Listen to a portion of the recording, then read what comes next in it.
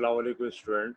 मैं सर खालिद बात कर रहा हूँ आपसे और बहुत ही इम्पोर्टेंट आपके पास ज्योमेट्री शुरू हो रही है इसके अंदर इसमें जिसमें आपने जो 9-10 लेवल पे जो ज्योमेट्री रीड की थी, जिसको हम सिंपल वे कह सकते हैं कि अगर आपसे कहा जाए कि एक वाइट बोर्ड के ऊपर एक ट्रायंगल बनाएं तो आप कहीं पे भी उसको फॉर्म कर सकते हैं।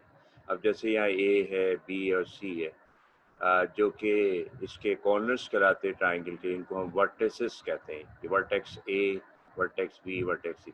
अब ये कहीं पे भी आप बना सकते हैं। अच्छा, ये जो मैंने शेप बनाई ये भी आपके लिए कोई इसमें रिस्ट्रिक्शन नहीं है कि भाई आप जो है इसको इसी शेप में बनाएं। आप डिफरेंट जो इसकी काइंड्स हैं ट्रायंगल को बनाए कहीं भी बना सकते हैं। तो इसको कहते हैं एलिमेंट्री।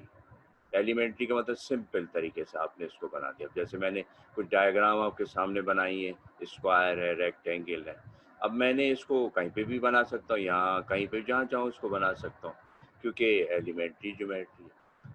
और इसी तरह से इसको आपको 9-10 लेवल के ऊपर थ्योरम्स वगैरह में भी इसको यूज़ किया गया। इसके ऊपर थ्योरम भी आपने किए हैं इसके अंदर, ठीक है। तो इसलिए आप जो है इसमें 2 ट्रायंगल हैं, उनको आपस में कंपेयर कर दिया गया, उनकी साइड्स को कंपेयर किया, उनके एंगल्स को कंपेयर करके जो है वो डिफरेंट पोस्टुलेट जो है वो आपने वेरीफाई किए।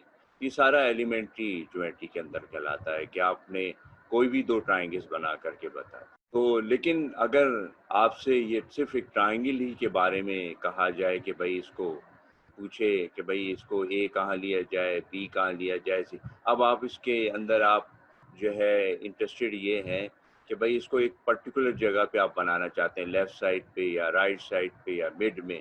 तो आप ज़ाहिर है इस चीज़ को एनालाइज़ करेंगे कि भाई मुझे कहाँ बनाना चाहिए इसमें। इसी तरीके से अगर जैसे आपके पास एक रूम आपने सोचा है घर बनाने के लिए, एक कमरा आपने कहा रेक्टेंगल शेप बनाना है, आपका प्लाट मौजूद है, अब प्लाट के साथ कई प्लाट्स मौजूद हैं।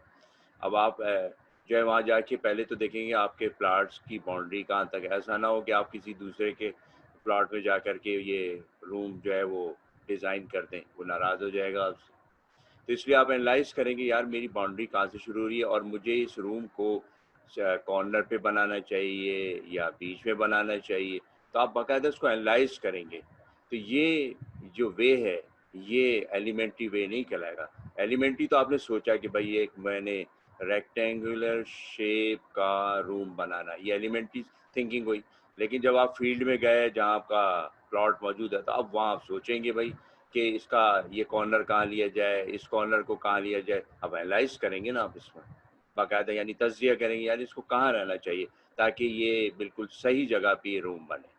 तो इसको हम कहते हैं एनालिटिकली, यानी ये जो थिंकिंग कहलाती है एनालिटिकल थिंकिंग कहलाती है कि आप इसको एनालाइज़ कर रहे हैं, है ना? ठीक है। जैसे आपसे मैंने कहा कि भाई एज ए स्टूडेंट के बेटा ये बनाइए आप ये ट्राइंगल ABC, तो आप पूछेंगे सर मैं लेफ्ट पे बनाऊँ, राइट पे बनाऊँ, सेंटर में बनाऊँ। तो इसका मतलब है कि आप इसमें इंटरेस्टेड ये हैं कि सर कहाँ पे इसको लिया। तो आप इसका मतलब आपकी थिंकिंग जो है वो एनालिटिकल थिंकिंग है।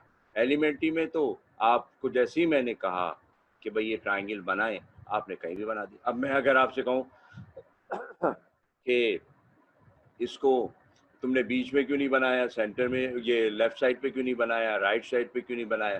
तो कहा सर आपने तो सिर्फ ट्रायंगल बनाने को कहा था, मैंने बना दी, आपने ये थोड़ी कहा था इसको सेंटर में।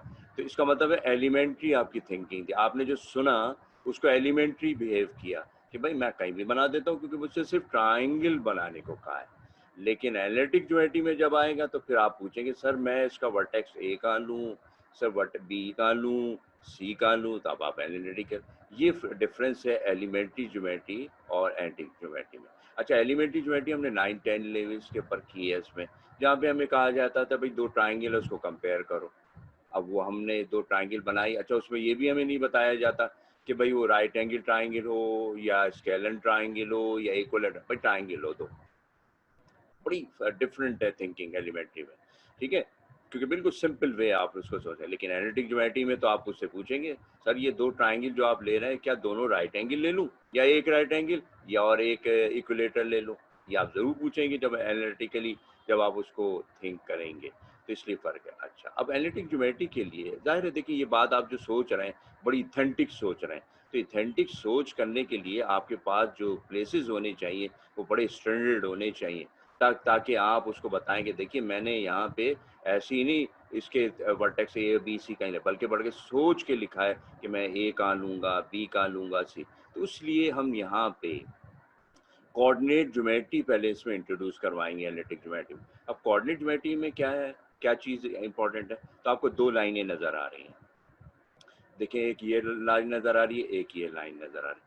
इसको हम आम वे में हॉरिज़ॉन्टल लाइन कह सकते हैं, इसको वर्टिकल लाइन कह सकते हैं। अगर मैं आपसे कहूँ कि व्हाइट बोर्ड के ऊपर आप एक हॉरिज़ॉन्टल लाइन लगाएँ, तो आप कहीं पे भी लगा के दिखा सकते हैं, ऐसे ही वर्टिकल लाइन कर सकते हैं। लेकिन ये जो 2 लाइन आपको बताई जा रही हैं, जो कि हॉरिज़ॉन्टल वर्टिकल है, लेकिन ये स्टैंडर्ड हैं, क्योंकि यहाँ पे इसको आप नाम क्या दे रहे हैं इसका? इसका नाम दे रहे हैं एक्स एक्सिस।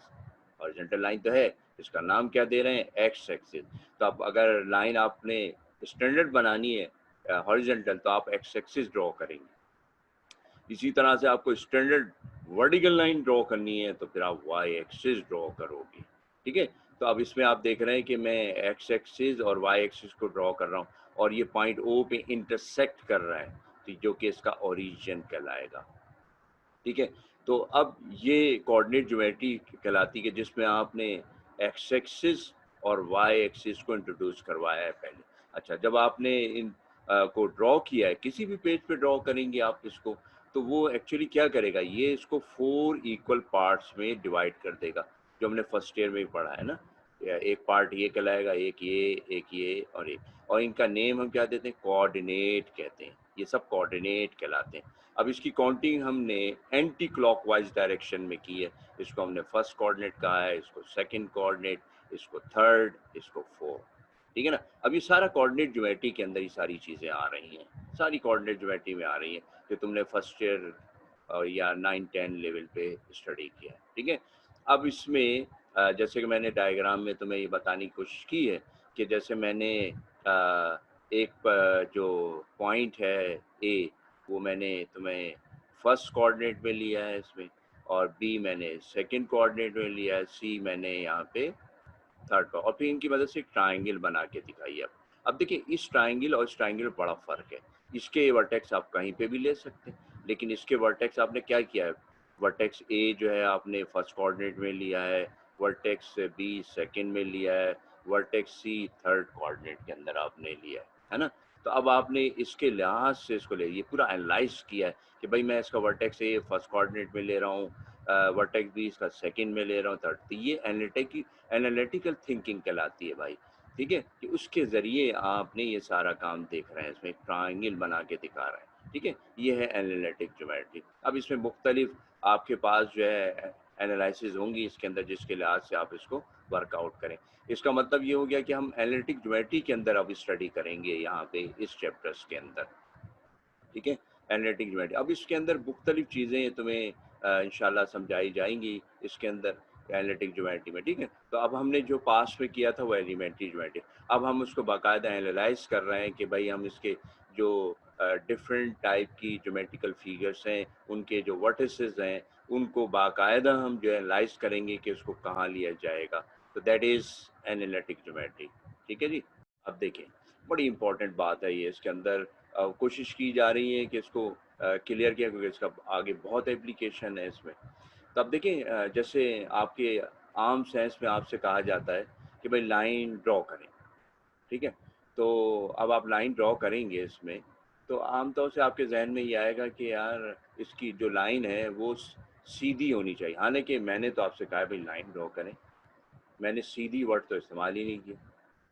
अब एक स्टूडेंट है, उसने जो है वो मकसद है कि शरारती नहीं है, उसने क्या किया, एक स्केल लिया, उससे लाइन ड्रॉ कर दी, सीधी आ गई।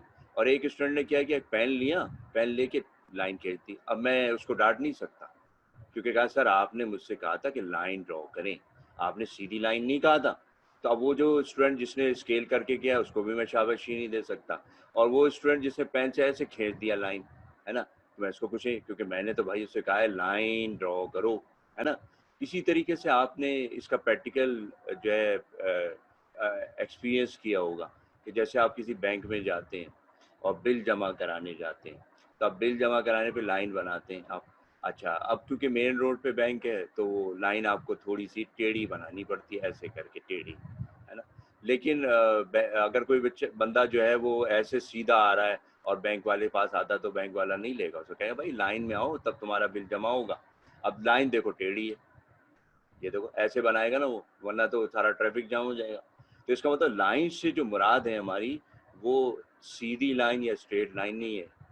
तो इसलिए लाइन जो है वो कर्व भी हो सकती है और लाइन जो है वो स्ट्रेट भी हो सकती है।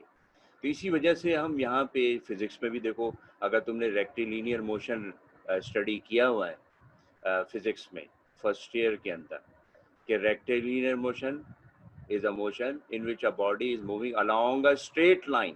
अब हालांकि आप कह सकते हैं moving along a line, लेकिन वो क्या वर्ड इस्तेमाल करा है, स्ट्रेट लाइन के along जब बॉडी मूव करेगी तब वो रेक्टिलिनियर मोशन कराए, वरना लाइन कर देता। तो इसका मतलब है यहाँ से बात समझ में आ रही है कि लाइन से मुराद स्ट्रेट लाइन नहीं है, कर्व भी हो सकता है। और स्ट्रेट लाइन में देखो ऐसे ये कर्व भी हो सकता है और ये स्ट्रेट लाइन भी हो सकती है। तो ये जहन में रखें, बड़ी इंपॉर्टेंट बात है। अक्सर स्टूडेंट्स के ये कॉन्सेप्ट क्लियर नहीं होता लाइन, ठीक है। तो लाइन से मुराद हमारी कर्व और स्ट्रेट लाइन होगी, ठीक है। तो इसलिए अगर कोई स्टूडेंट इस तरह से लाइन बनाता है तब भी उसको कंसीडर किया जाएगा, ऐसे बनाता है तब भी कंसीडर किया जाएगा, और ऐसे बनाता है तब भी उसको लाइन कंसीडर किया जाएगा। लेकिन अगर वो कह रहा है कि सर मैं तो सीधी लाइन कह रहा हूँ, तो फिर उसको ये वर्ड इस्तेमाल करना पड़ेगा, स्ट्रेट लाइन, ठीक है। तो मैंने कोशिश की है तुम्हें ये बात दोनों समझाने की, इसको ज़रा क्लियर करना इसके अंदर, ठीक है, इन दोनों में। अच्छा, अब इसमें हम जो यहाँ पे चैप्टर जो है हमारा चैप्टर 2, इसमें हमें सिर्फ स्ट्रेट लाइन को स्टडी करना है, स्ट्रेट लाइन को। तो मैंने एक लाइन बनाई है, दोनों तरफ देखो एरो लगाए और यहाँ सी और डी, तो ये रीड की जाएगी line C D, straight line C D, straight line C D read की जाएगी, ठीक है। अब ये लाइन इस तरफ जहाँ तक चाहें आप इसको एक्सटेंड कर दें, इस तरफ इन्फिनिटी, ये लाइन ये स्ट्रेट लाइन कहलाएगी। अच्छा, लेकिन अगर मैं कहूँ कि ये लाइन थोड़ी लिमिटेड हो जाए, यानी ए से स्टार्ट हो और बी पे एंड हो जाए, तो इसका मतलब है मैंने इसके दो एंड पॉइंट्स ले लिए, तो यही स्ट्रेट लाइन अब जो है लाइन सेगमेंट कहलाएगी, लाइन सेगमेंट, ठीक है। सेगमेंट का मतलब होता है छोटा सा पार्ट, जैसे मैं इसका छोटे छोटे पार्ट में डिवाइड कर दूं तो हर पार्ट इसका जो है वो सेगमेंट कहलाएगा, ठीक है। अब क्योंकि मैंने लाइन में से लिया है तो इसलिए कहलाएगा line segment, okay, line segment. तो इसलिए लाइन सेगमेंट आपने ए भी ले लिया। अच्छा, अब देखिए इसमें एक ऑब्जर्वेशन है, अगर जैसे मैं आपसे कहूँ कि भाई इसकी लेंथ को भाई मेजर करो, आपने स्केल रखा और उससे मेजर करके इसकी लेंथ मेजर करके बता दी। लेकिन जब मैं आपसे कहूँ कि इसकी लेंथ को कैलकुलेट करें, तो देखिए बात बिल्कुल डिफरेंट हो जाएगी। मेजरमेंट का मतलब ये हो गया कि आप यहाँ से उसको मेजर कर देंगे स्केल से, लेकिन कैलकुलेट का मतलब ये कि ए और बी के बिटवीन आप डिस्टेंस चेक करेंगे कि कितना डिस्टेंस है, वो इसकी लेंथ कंसीडर की जाएगी। जब मैं वर्ड इस्तेमाल करूँगा calculate the length of line segment, ठीक है। अच्छा, अब जब मैं कैलकुलेट करूँगा तो भाई मुझे ए और बी दोनों को एनालाइज करना होगा। यानी पहले तो मैंने यहाँ पे स्केल से ए पे यहाँ स्केल रखा, बी तक इसको रख के यहाँ से मेजर कर लिया। अब मुझे ए के कोऑर्डिनेट भी बताने होंगे कि मैं ए कहाँ पे इसको असाइन कर रहा हूँ, ठीक है। अब जैसे मैंने ये दोनों पॉजिटिव लिए हैं तो इसका मतलब फर्स्ट कोऑर्डिनेट में होगा, ये भी फर्स्ट कोऑर्डिनेट में होगा, ऐसे भी समझ सकते हैं इसको। यानी इसके कोऑर्डिनेट जो है वो मालूम होने चाहिए मुझे, ठीक है। तो ये पॉइंट ए और ये पॉइंट बी इसको कंसीडर करूँगा कि जब मैं इसकी लेंथ को कैलकुलेट करूँगा, तो इसका मतलब मुझे ए और बी के बिटवीन डिस्टेंस चाहिए एक।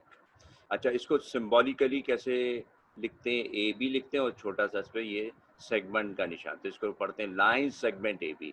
तो अगर आप इसको वर्ड में नहीं लिखना चाहते तो आप ए बी लिखें और इस पर सेगमेंट का निशान बना दें, तो इसको पढ़ेंगे लाइन, रीड कैसे रीड करेंगे, लाइन सेगमेंट ए बी। अब ये बड़ा कॉमनली आगे यूज़ होगा, इसको बहुत केयरफुली करना, मैं भी इंशाल्लाह इसको केयरफुली इस्तेमाल करूँगा, ठीक है। क्योंकि इसमें एक बैड इम्प्रेशन पड़ेगा अगर आपने ये नहीं लगाया है इसमें, ठीक है।